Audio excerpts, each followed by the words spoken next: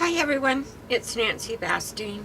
I thought I would come today. I know there is 1,000,001 YouTube videos on how to do a binding on a journal. And I was watching Phoebe from Phoebe's, Phoebe, I forgot what it was. But anyway, I have been going, because I haven't watched a lot of these people and just found them.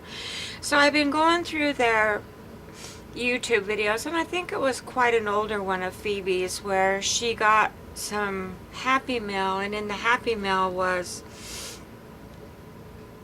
a kit for her to make a journal. And she was struggling very hard to do the binding, but she was figuring it out her way, which is fine. You know, she did a wonderful job. There's Belle. She's gonna squeaky her toy. She's right on cue. But anyway, so basically I am coming on here to maybe show Phoebe how to do a pamphlet stitch, and whoever else who struggles with them and has a hard time. And what I have done here is I have taken a file, not a file folder, this is an envelope. It's a 9x12 manila envelope. Folded it in half. I've centered it on here. Hopefully that didn't move my... I folded 9x12, 6 9x12 pieces of cardstock. I folded them in half. I found my center with my centering ruler, which is 9.5. But anyway, I found my center. I marked a hole. Then I come down here and 1.5 from the end of your journal right here, and I made a hole. And I went 1.5 inches from this end and made a hole. Okay, so my holes are already punched through with my pokey tool. She had one of these. She had a pokey tool. She had an awl. Phoebe did. Okay, Phoebe, I noticed you didn't have any, you only had yarn, and that's fine. You can use yarn, you can use embroidery floss, you can use, basically, if you don't have any wax linen, which this is what I have in my hand, is wax linen, you can take your thread or whatever and run it through a candle and wax it that way. You can even use dental floss if you have dental floss. But what you want to do now is you want to measure out about 3 times what you're going to use. So 1, 2, 3. I always give a little titch. Okay, and you're going to cut it off. Now this is waxed linen, and I'm sure a lot of people don't have this in their stash, so use whatever you have at home. Run it through a candle, or you don't even have to do that.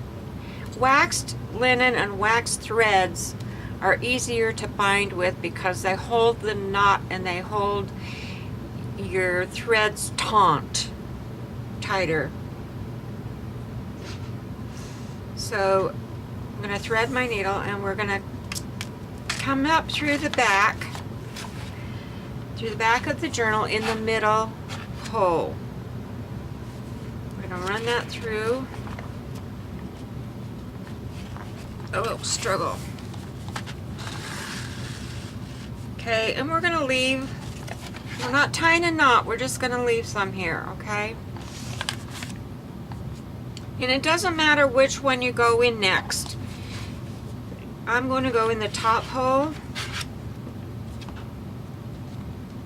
Okay. Okay, down through the back, and that pulls it tight. Whenever you're pulling waxed linen or wax, you want to pull it at not straight up like this. You want to kind of pull it at a side like this. Okay, now what we're going to do is we're going to go back down.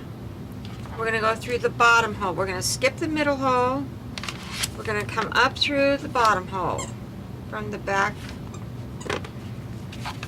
And hopefully we can find our hole. Here we go. And I've got them clipped here so they'll stay all in place. Okay, can you see how that pulled that tight? Okay, now we want to go down through the middle and come up through our, where we started.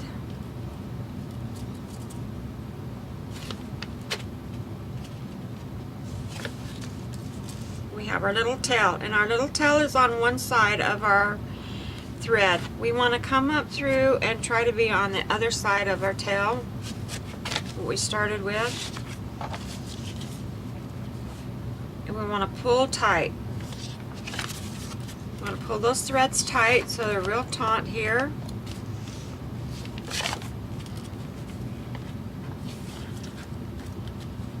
Okay, and that's all it is. Now I'm going to unthread my thread,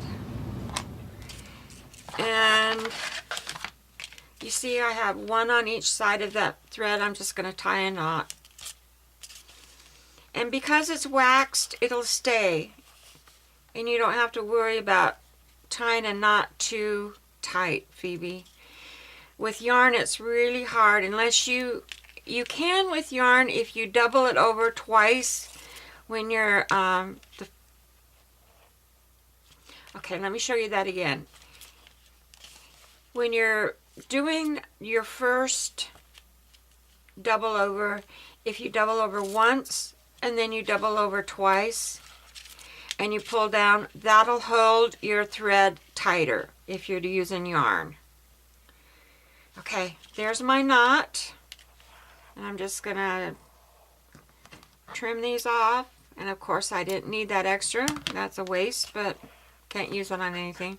So there's my binding for my pamphlet binding from my journal. I can hang some goodies off of here. Now, Phoebe, if you wanted, wherever you start on your holes, if you want your danglies to be up here, start up at the top and go through that one and then down through your middle one, up through your bottom one, and back up to the top one and come out and tie it off there. And that way you can have your danglies at the top or wherever you want them. Alright, well, I hope this has helped you. I'm making this little secret journal of mine. I just wanted to make a journal. And so this is how it's going to be. It's going to fold over like that. This is going to be my opening. And I will secure this, and then I'll probably have some, I don't have sari threads, which I wish I had some sari ribbons, but I don't have sari ribbons. But I'll probably use some, I'll probably dye some seam binding, silk seam binding, and wrap it around and tie it. And I'll come back on when I finish doing my my closure so you can all see it. But yes, this is my little journal here. And oh, on the very first part of it, after I folded my 9x12 envelope,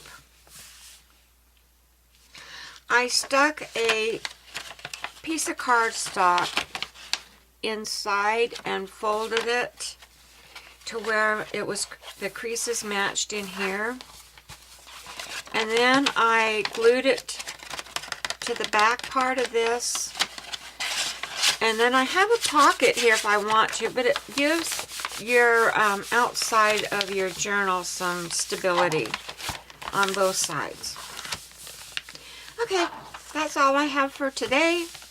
I hope everybody's going to have a Merry Christmas. And if I'm not back on before Christmas, everybody have a wonderful Christmas and a Happy New Year. And we'll see you then.